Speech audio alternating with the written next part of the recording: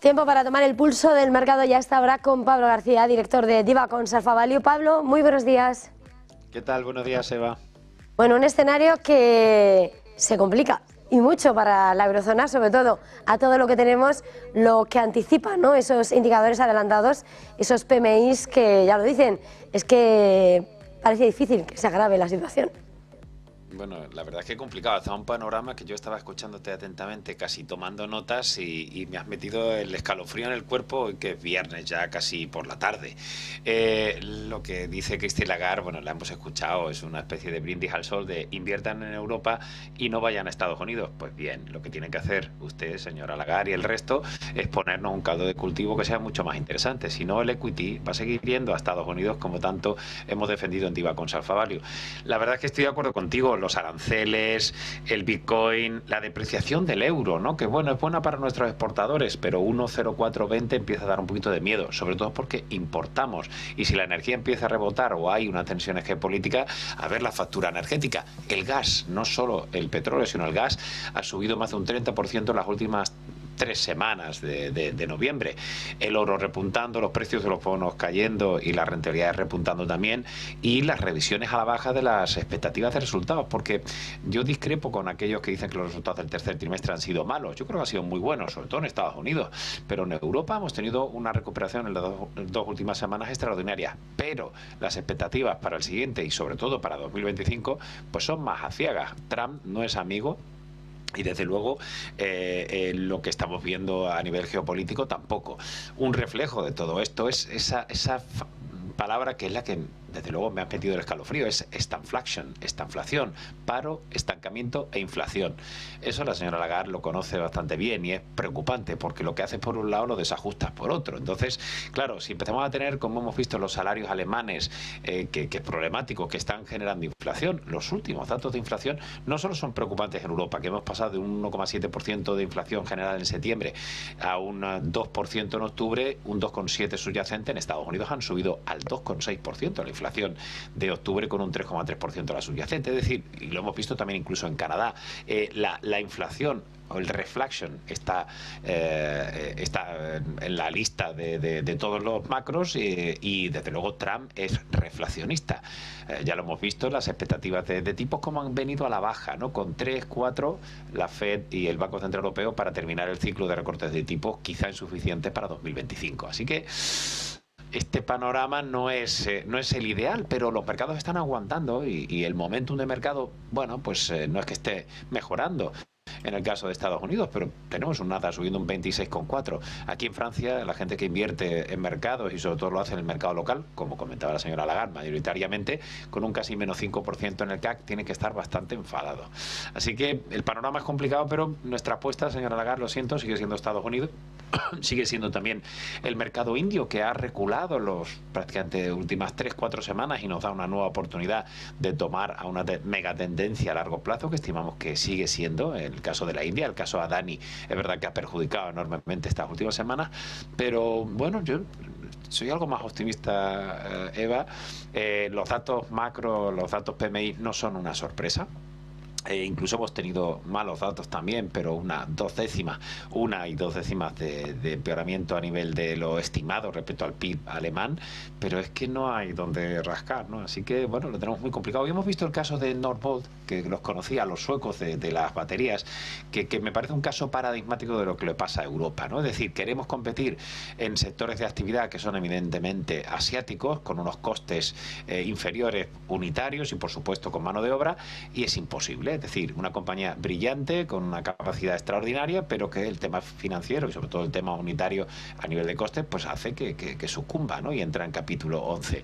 Es que no somos competitivos. Alemania, si sigue subiendo salarios, o España, si sigue haciendo atrocidades para nuestro sistema, como es poner impuestos, que los impuestos, señores comunistas, son progresivos. Es decir, si gano más, voy a pagar más. Pero si me gano más y pago más y encima me pones un impuesto que no es extraordinario, sino que lo dejas ahí perenne, pues lo que hace es que sea menos competitivo a nivel internacional para utilities y para bancos. Entonces, bueno, pues perpetuamos esa falta de eficiencia de las compañías europeas. Pero bueno, insisto que he intentado dar un matiz algo más optimista y estoy volviéndome a ponerme tan pesimista como tú.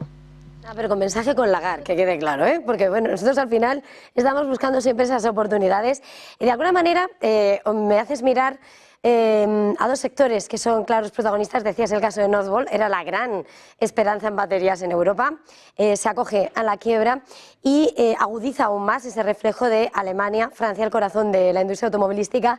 Y por otra parte decías, ¿no?, casos particulares. Hoy el IBEX, bueno, Europa ha caído mucho después de los PMIs, pero además nuestros bancos azuzados por ese impuestazo a la banca y en un momento en el que además ante tanta debilidad se esperan más recortes de tipos de interés porque bueno, no es el mandato, el crecimiento del BCE, pero claro, hay un momento en el que hay que actuar cuando ya no hay de dónde rascar.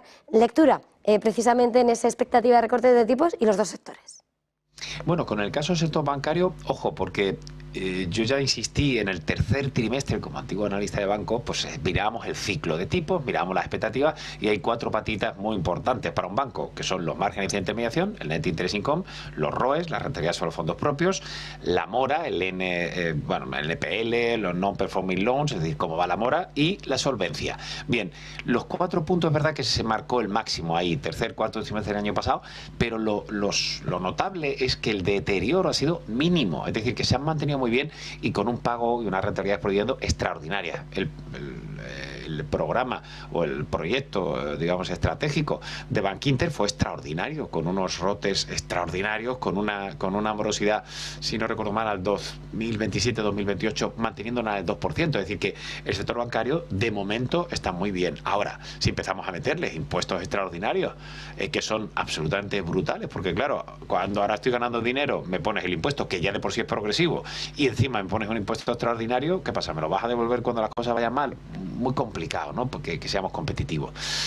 Y el tema de recortes de tipos, bueno, si solo quedan 3 o 4 recortes de tipos y como hay una cierta reflación, posiblemente sean menos, es decir, que a lo mejor Lagarde no tiene tanta mano ancha para proteger ese decrecimiento en el que entra Alemania y también Francia, pues a lo mejor los recortes se quedan en 2 recortes de tipos. Entonces los bancos pueden defenderse bastante bien. Dicho esto, es el mejor sector del año, con hoy es verdad que está cayendo un 2,13, pero más 19,03%. Lo hace mejor que tecnología o que cualquier otro sector. Así que yo creo que los bancos es normal que tengan este recorte. También es verdad que los españoles están recortando mucho por estas medidas totalmente comunistas y contrarias a cualquier persona que tenga 2 dedos de frente desde el punto de vista empresarial. Bueno, pues no es nada positivo, ¿no? Y en el caso de las utilities, bueno, es que ya veníamos con lo mismo. Al final son peajes políticos. Es una pena, ¿no? Porque al final las compañías que más competitivas están siendo, ¿cuáles son? Que se lo diga el señor Galán, ¿no? Ignacio Sánchez Galán lleva a Iberdrola al extranjero y lo que hace es decir, señores, que no pasa nada, que ustedes en casa me están torturando, pues yo me voy e invierto más en Estados Unidos, en Reino Unido, comprando Scottish Power, etc. Es una pena, pero es que es así. También pasó el caso de Ferrovial, ¿verdad? Es decir, que las empresas al final, sus dueños son sus accionistas y tenemos que maximizar la función de utilidad de nuestros accionistas. Si la hacienda pública local nos pone zancadillas, pues simplemente se van a ir fuera. En eso consiste, ¿no? El abrir las fronteras que tanto decía la señora Lagarde. Para mí, sector utilities y bancos es un error, pero es un error porque estamos con un aparato, no quiero enrollarme mucho más, pero un aparato estatal, un aparato de estado del bienestar, que lo digan a Francia, ¿no? que es inasumible. Es decir, que lo difícil es que hay que decirle a la gente no podemos gastar tanto. Y si no, tendremos que subir los impuestos y las clases medias al final están agotadas de pagar, ¿no? Entonces es sumamente complicado en la falta de eficiencia y de eficacia que tenemos en Europa y que en algún momento puede estallar. Así que los déficits públicos son una barbaridad. El caso de Francia es paradigmático y lo que pasa en Francia siempre pasa en España. Yo que llevo tantos años, ¿verdad? Que ya me dice que parezco un gabacho más, ¿no? Pues es que aquí nos ponen el carnet por puntos, después nos llevan el no poder fumar a los bares. Cada cosa que sale en Francia va llegando a España. El problema con el déficit público de Francia es absolutamente brutal y la subida de impuestos y nos va a llegar y nos está llegando ya desgraciadamente como siempre de Francia a España. Pues Pablo García, una vez más ha sido un verdadero placer. Gracias, feliz jornada, feliz negocio, feliz fin de semana. Igualmente, gracias Eva. Y nosotros en este punto, antes de hacer una pausa, noticia de última hora, alerta.